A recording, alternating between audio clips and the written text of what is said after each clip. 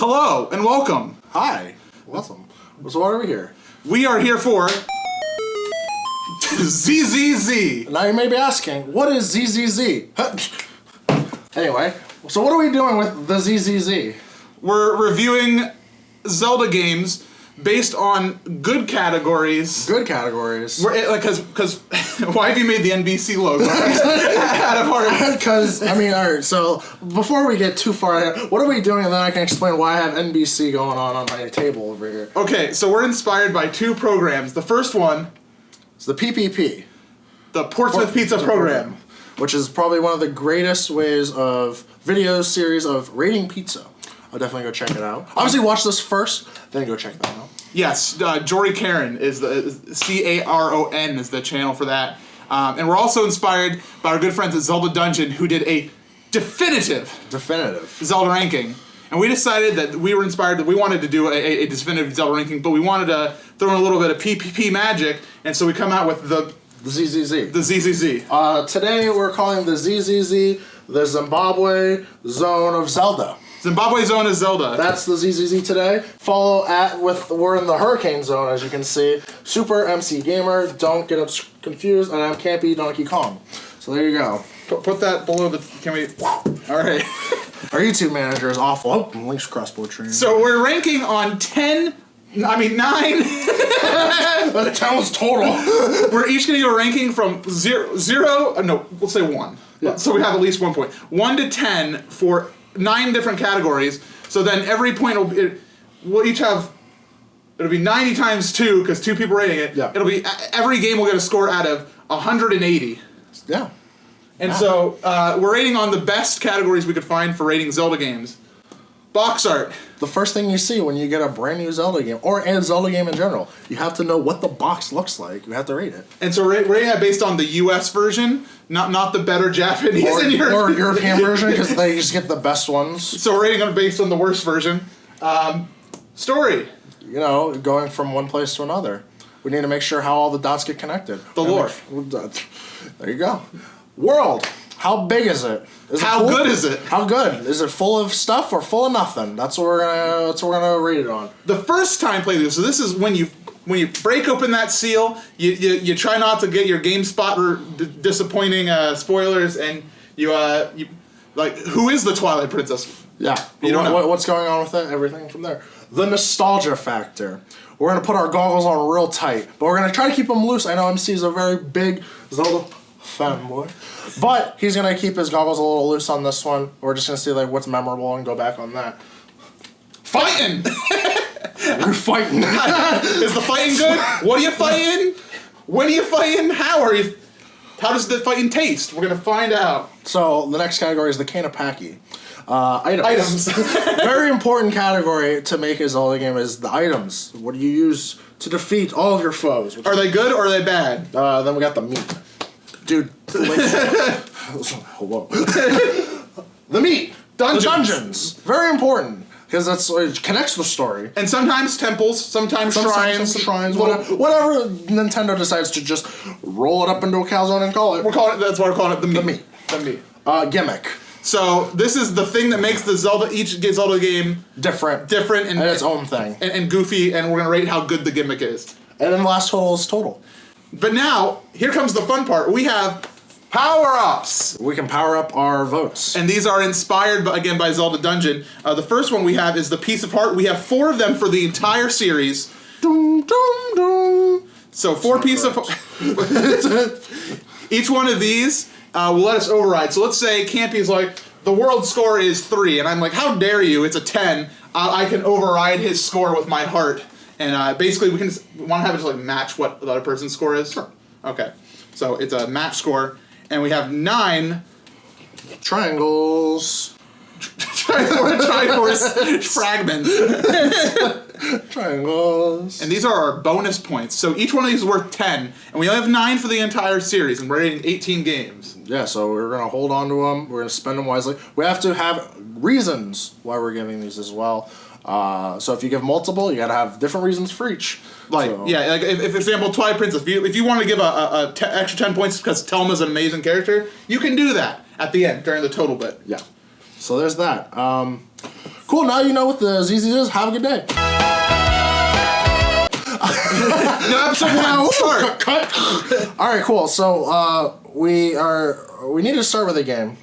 And what we want to do normally is take Ezlo here, fill it up with... He's already full! I didn't know this! We're gonna start with a link to the past. We're gonna start with a link to the past. Ezlo, he had a leak. It's very unfortunate. But yeah, so let's look at a link to the past while she's looking on the floor. Link to the past.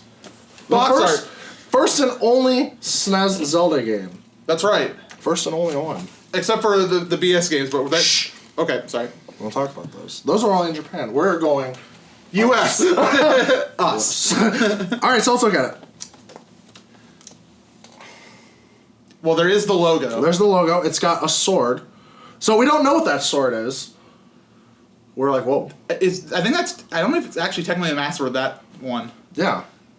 It's got a shield. What's on the back? That counts. Okay. Fantasy and reality collide in a land of enchantment. Everything right there is capitalized. Each word besides and. Even in. And of. Even of. But not and. Not and. I think I'm going to take off points for the inconsistent capitalization. It's for sale and use in the US only. It's got 4 images. Our YouTube producer, Mike, he'll be doing a good job at blowing it up on the screen right now. So we got what? Armos boys. Armos boys. We got guards. And bridge. On a random bridge. The sword. In fog, and waterfalls. Let's see how many power-ups he got. Wow, he's bad. So this gameplay is pretty bad. For a Super Nintendo and a Zelda box art, it's okay. I think it's average at best. Yeah, it's nothing. It doesn't grab me because like when I look at a Zelda game, it's normally like, oh crap, like Link's doing something, or there's some like scene or something like that. I was gonna go with a 6, but because of the miscalculation, I'm going with 5. 5, yeah. We gotta be critical. We can't. No. I was thinking. No IGN. I was thinking here. like 4. It's just, and the other thing we have to recognize. This is why I'm giving it a 4. It is a paper box. It's not plastic. So these degrade over time. So this slick dust cover, you have to buy one of these if you want to keep it looking good. And that's a third-party add-on. Yeah, you got to buy it. You got to talk to EA. You're right. I'm going 4. Yeah, no, it's just that was like the biggest thing I was thinking. I was like, 5 sounds really it's fair, it's good, but when you have to do, what do you want? I'll rate this one. You can rate the ones over there. Huh, what was that? What, 4? Number. Oh, 4. 4. Okay, I'll rate this one. 44. So 44. No, I'll put a line. Yeah. 4. So 4. Yeah, I feel like that's pretty good. It's not eye appealing. Story. So game starts. You wake up. What a surprise! And you Uncle leaves. Uncle leaves. Uncle dies. That's an impactful moment right there. Yeah, you're just like, well, you just meet him, so you don't know who this guy is. You there's no build up at the beginning of the game. You're like, hup, here he is. Hup, he's dead. Oh, go find this person. Here's a sword. I mean that is a quintessential like Zelda trope. Is the game starts, something bad happens, and you gotta go adventure, but. I don't know. I mean, so let's move on from Uncle. In the game, you have the big surprise in the game is that there's an entire second world that Ganon has created because of his evil intentions. He was trapped there. Yes, like this is Ocarina of Time story before Ocarina of Time happened. Yeah. So if we give points to Ocarina of Time that we don't give the Link to the Past, I feel like we're doing an injustice. Yeah, no, it's the same storyline. So story. It's very captivating. It's probably one of the more ambitious stories that I've seen because it's 2 worlds. Like there's something like we don't see a lot of. Like we see it in Zelda games, but like built really well, and like how there are so many enemies and things like that in between both. I'm gonna give a small downvote. Okay. Based on villains because Ganon doesn't do much talking except at the end, and everything else villain-wise is Aghanim. Yeah. And he's cool. I like Aghanim. Yeah. No, it's so it does like the trope. It's just like, oh, is Ganon here? Is he? Oh, there he is, right at the end. Like, big surprise. If you compare it to like stories where they have a similar character mechanic, like Zant and Yuga and Girahim, I feel like Aghanim is the weakest of those 3 characters. Yeah, even though Yuga's pretty You just don't feel connection. Like you don't feel like you want to just beat them up. I mean, I want to beat them up, but I'm playing the game. You save some girls. You do. You kill one of the girls. You save a lot of girls. 7 sages. A lot of girls. A lot of girls. They're pretty cool. How many girls? 7. Yeah, no, I'm feeling. I'm not like this is weird because I usually don't agree with him on a lot of things like this, but I'd say like 6, 7. I'm going with 7 because just because the story is pretty good overall, it's a good playthrough. So yeah, I'm actually gonna go with a 7 on that one. I put a line in it. That's how you can tell this is the Kampy zone. All right. All this. That one already has a line through it. You're good to go. So we kind of touched on this already, just a little bit. 2 worlds. There's 2 worlds. 2. There's a lot of amazing games that I love that do like the 2-world thing, where it's kind of like a mirrored thing. One of the ones I think of is Symphony of the Night, Reverse Castle. It's just even though Reverse Castle's pretty bogus from what I hear. It's just it's hard and it's really fun. Like I really enjoy it. But it just gives you that extra like, oh geez, there's extra oomph. There's like, what the heck's going on here? And there's like double the dungeons that there were in Light World. Yeah. In Dark World. So like you think Light World, you get to Hyrule Castle, like I'm ready to throw down Ganon, and no man, you still got like over got a half lot the game. of stuff to do. You got Turtle Rock. Turtle Rock. So it's a really big world. It's the first large world that we've seen, and I still think it's bigger than a lot of games that came out after it. Like it's just. It feels really big. Like the Oracles. Yeah, like the Oracle games just feel confined. And even Minish Cap kind of felt smaller than Link to the Past. So like Link to the Past just feels large, especially with not knowing what you're doing. And it's such a good world that they brought it back. Yeah. And so like even Nintendo recognized how good the world is.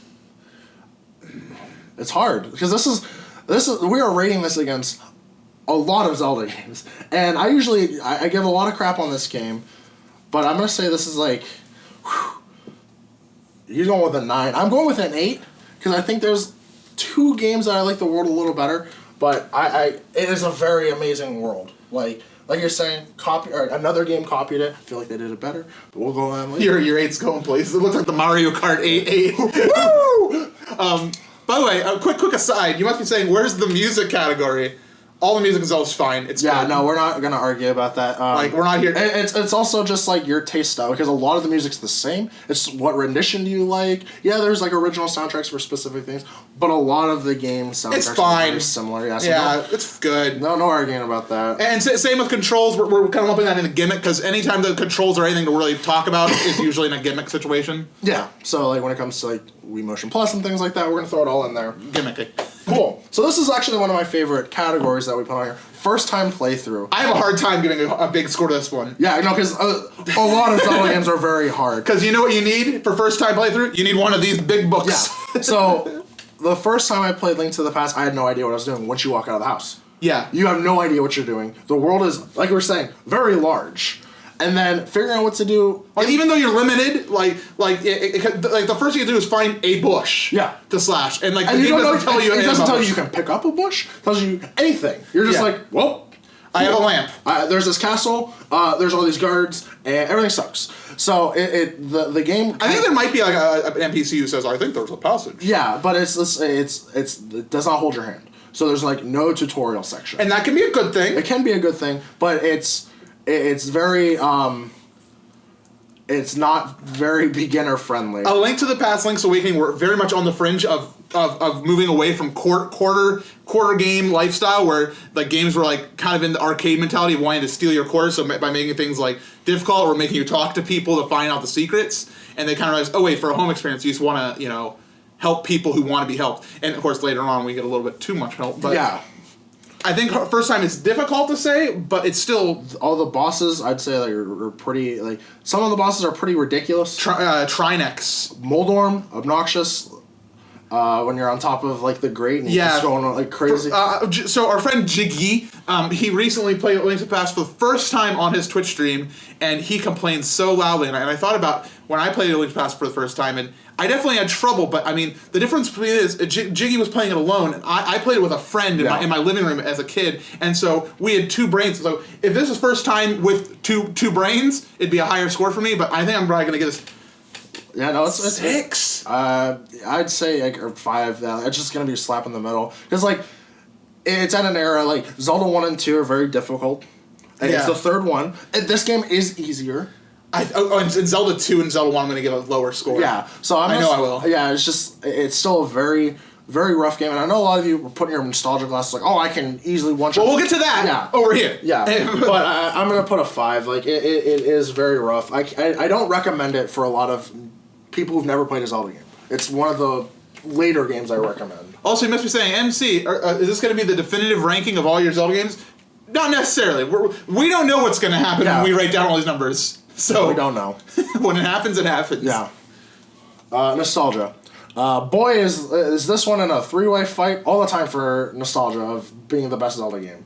Yeah. And it's I don't put it up there as like a very nostalgic game for me. I know a lot of people talk about it, and that's kind of like my nostalgia factors. A lot of people talk about it. They're very passionate about this game. And there's like the randomizer community that like this game will not die, and I feel it. I like I said, I played it as a kid in my living room with a friend, and I actually didn't own this game until I became like an adult. Like, it wasn't even on collector's edition. No. The GameCube disc, so I didn't get it until like later in life, and I don't have as much nostalgia as a kid from it, so maybe my nostalgia factor is gonna be a little bit lower. And I'm sorry. Yeah. But I see why it's a very important game. It's one of the more important Zelda games. But when you look at it, like just going through and playing through, like I said, like we go back through a lot of this, it's just like. But I know it's a very important game up there. For me, it doesn't really hit anything because growing up, a lot of people were just Ocarina of Time. I'm giving it one of these, a big 7. Yeah, I was considering lower. It's a 5 for me.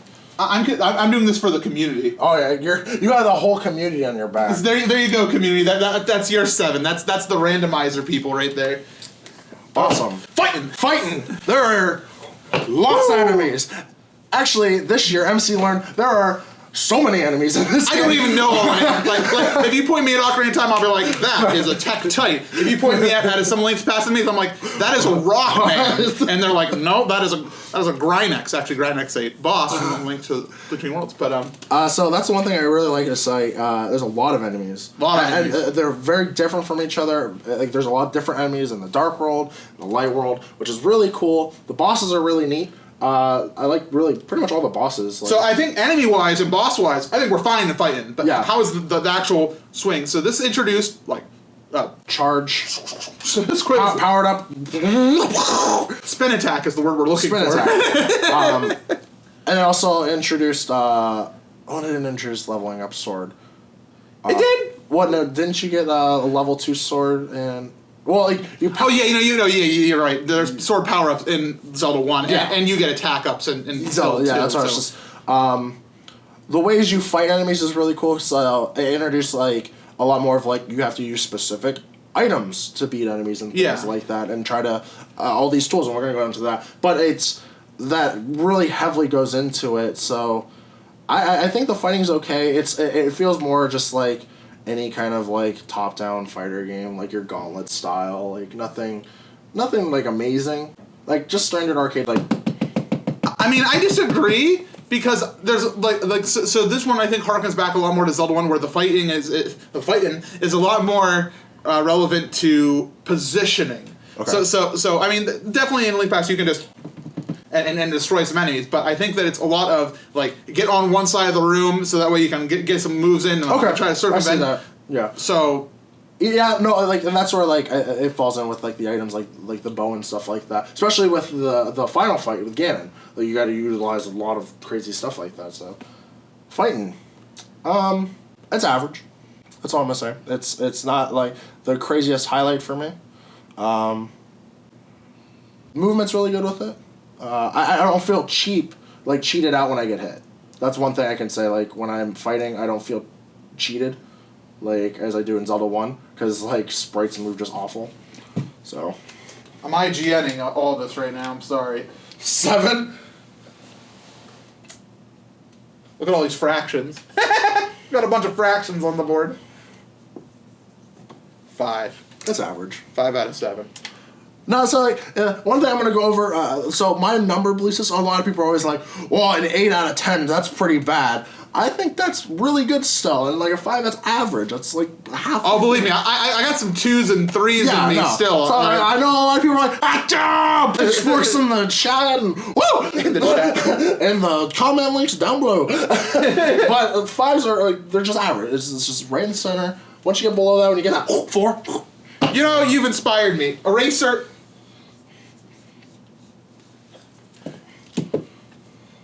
I've inspired you. We're going down. Items. It's the first game with a ton of items. Yeah, we advanced past bombs and arrows and boomerang. We've advanced into fire rod, ice rod, Cane of Samaria, and who's the other guy? Bookshop. Samaria, Packy, and Bryna.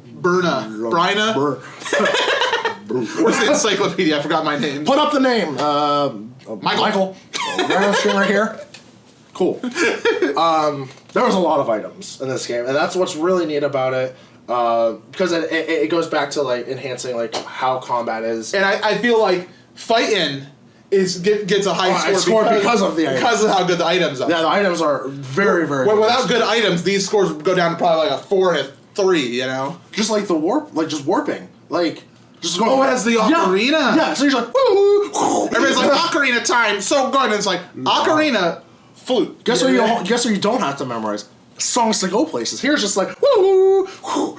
You're out of there. So, I love items. Yeah, items are that's what makes randomizer so good, is because of how good the item unlocking system is. Yeah, no, and I take it even further, like, with items, because there's so many cool things you can do with the items, like, with speedrun tricks and stuff like that, with the hookshot and lining things up and mashing. There's so many really cool things you can do, and that's why I feel like the randomizer community and the Link to the Past community is just so strong, is because of, like, all the cool items that you can utilize and do. I'm feeling it. I'm feeling a 9. I'm feeling a 10, my guy. Holy cow. I'm feeling a 10. A 9. I think it's amazing. I don't like it. Just don't like when people say Link's Past is the best Zelda game ever. I feel it out of all these categories. I feel it the most from here. Like boom, boom. This is where I feel the heart. I feel a little bit of heart here and a little bit of heart here. I feel your passion right now. Yeah. I'm bumping up. I'm feeling your passion. I'm feeling the heat. I'm feeling it right now. You're right. It does do a fantastic job. I'm very harsh with numbers and things like that. I don't like perfects, but he's absolutely right. It is the biggest reason why the game's incredible.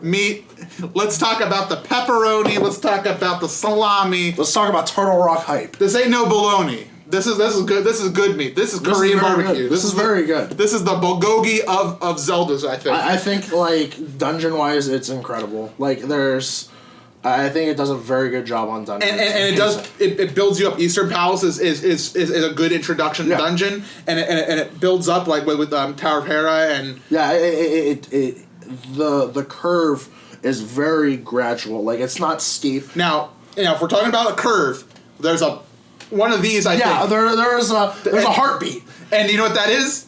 Ice Palace. Yeah, Ice Palace. Ice Palace is so flawed that in the Game Boy Advance re-release, it was fixed. And we are going to be judging like the HD versions of Wind Waker and Twilight Princess, but because we don't feel our categories really change based on like Ocarina of Time and Majora's Mask 3D, we're just going to review the normal versions. Mm-hmm. But A Link to the Past, we're reviewing the original. Not the Game Boy Advance version. Yeah, so this number is a little fluctuating, in my opinion, because of the Ice Palace blip, which I am partially judging. No, I think it's a very good game for dungeons overall. They all feel really well. Not as like they're unique, but not as unique as like a Link's Awakening. I very much like Link's Awakening dungeons, especially with music and everything like that. Do you like Thieves Town? Huh? Do you like Thieves Town? It's not bad. I'm not a huge fan of Thieves Town. I think I'm not giving this like, I'm not saying this is perfect, but I'm saying it's like from when we're going into it, there's a lot of like Zelda games where I'm just like, wow, a lot of the dungeons suck. And this game I enjoyed a lot more of the dungeons than a lot of other ones, like going like to Ocarina of Time. There's 2 dungeons in the entire game I like, that I have fun with. With this one I can just go, okay, there's 2 to 3 bad ones. So I'm going a big ol' 8. For the first time, MC's going lower. I'm going 7. Holy crap. I'm going 7. The Ice Palace imbalance feels like an extreme oversight by playtesters, in my opinion. Because in Ice Palace, for those who don't know, there is a specific puzzle with pushing some block and then making it fall on a thing. No, I get that. And it's not ever used ever again, and it's just not well explained, and it's tedious. Yeah, and we never see that happen again in any other Zelda games. Yeah. Gimmick. Yeah. So what is the gimmick of A Link to the Past? It throws everything at you. Like, I don't know if, like, it's the only game on the SNES. There's nothing, like, cool extension-wise that was added on. The gimmick is the items. I thought the gimmick was the 2-world system. Oh, yeah, there's that as well. We were talking household heavily on that. I should have said it. Yeah, you should have said that. No, the 2-world system's incredible. It set a precedent for, like, making Zelda games have some really cool things going on with them. Like, it's, like this starting it, then it introduced time travel it was like dead, and all these other things, transformations and things like that. So it really set just how Zelda's supposed to be. The problem is, I am critical of the system because it can be frustrating with the idea of like teleporting into walls and things and using Magic Mirror, and sometimes it's like, if you don't know how the Magic Mirror works, like how it's able to take you from one place to another, and you have to use the light portals, and you have to find them, that gets really confusing, and the light portals aren't marked on a map. This is true. I feel like I want to take a couple points off. It's not visible like another game where they're very visible on... Like another game. Where it's very visible. Yeah, but I'm not going to, like, harshly mark that because they were very... Yeah. They're very, like, just... I mean, it's a good gimmick. No, it's a very good gimmick. I'm gonna copy. Put me on as a...